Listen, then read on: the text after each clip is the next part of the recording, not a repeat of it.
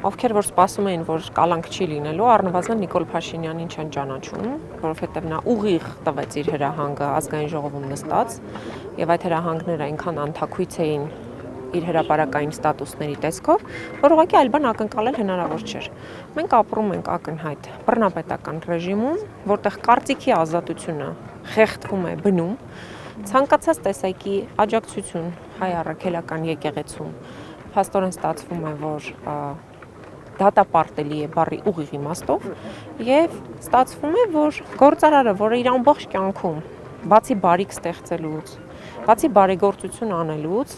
Հայաստանում ուրիշ ոչ մի բանով աչքի չի ընկել։ Հիմա այս մարդուն կալանավորել են միայն այն բառի համար, այն նախադասության համար, որ ինքը ասում է ես հայ առաքելական եկեղեցու կողքին եմ։ Այսինքն ինչ է նշանակում հայ առաքելական եկեղեցու կողքին եմ կամ ես մասնակցելու եմ ինչ որ գործողությունների, ինչ որ գործընթացների, ուրեմն սրա համար պիտի դնեն ու կալանավորեն բարերարին, որը որ ասում եմ այս կյանքում բացի բարիք ստեղծելուց ուրիշ ոչ մի բանով աչքի չի ընկել։ Սա ամենաանթույլատրելին է եւ կարծում եմ, որ այստեղ ավարտվել է Հայաստանում իրավաբանությունը,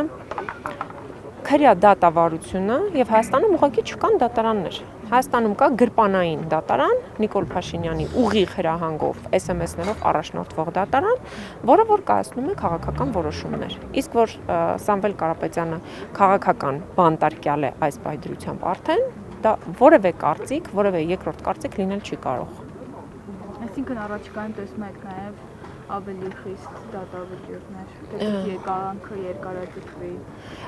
Գիտեք, այս 2 ամսվա ընթացքում իհարկե շատ բան կարող է փոխվել, բայց ես կարող եմ ասել, որ Սամվել Կարապետյանի կալանավորումով Նիկոլ Փաշինյանը ցույց է տալիս, որ բոլոր այն մարդիկ, ովքեր կհամարձակվեն Աստծո տան հայ առաքելական եկեղեցու կողքին կանգնել, արժանանալու են Սամվել Կարապետյանի ճակատագրին։ Այսինքն մենք պիտի մոռանանք մեր եկեղեցին, մեր կրոնը, մեր հայրենիքը, դե ինքը ասում է Արցախը մոռացեք, չէ՞, չկա այդպիսի, մեր հայրենիքը, ամեն ինչ մոռանանք, մենակ երկրպագենք Նիկոլ Փաշինյանին, երկրպագենք Նիկոլ Փաշինյանի իշխանությանը եւ ասենք, որ այս պահի դրությամբ մեր միակ կուրքը Նիկոլ Փաշինյանն է։ Իրենից այն կողմ մենք չունենք հավատ, մենք չունենք արդարադատություն, ինքը մեր երկրում համ կաթողիկոս է, համ դատավոր է, համ դատախազ է, համ քննիչ է, համ մեղադրյալ, ամեն ինչ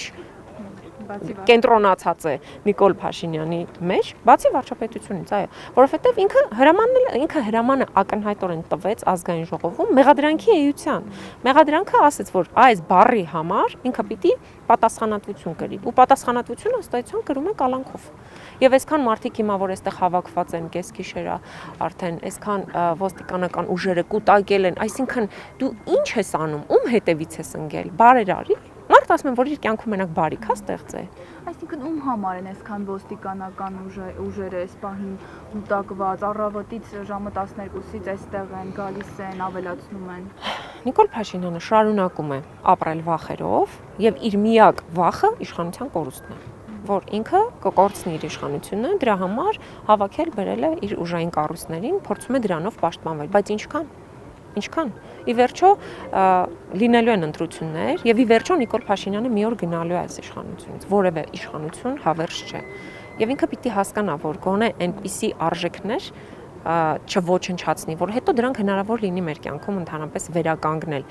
Ինքը մեր համար փաստորեն սրբապղծություն է դարձրել եկեղեցու մասին խոսելը, հայրենիքի մասին խոսելը, ընտանիքի մասին խոսելը։ Այս ուր ենք գնում։ Ես հիմա այստեղ եմ գալիս Բաղրամյան պողոտայից, այնտեղ անհետ կորածների ծնողները եւ բռնի տեղահանվածների ներողության բռնությամբ անհետ կորածների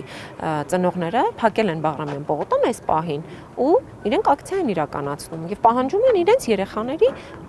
երեխաներին գտնեն, երեխաներին վերադարձնեն։ Ու Նիկոլ Փաշինյանը փոխանակ զբաղվի այս հարցերով, փոխանակ զբաղվի մեր կողքը։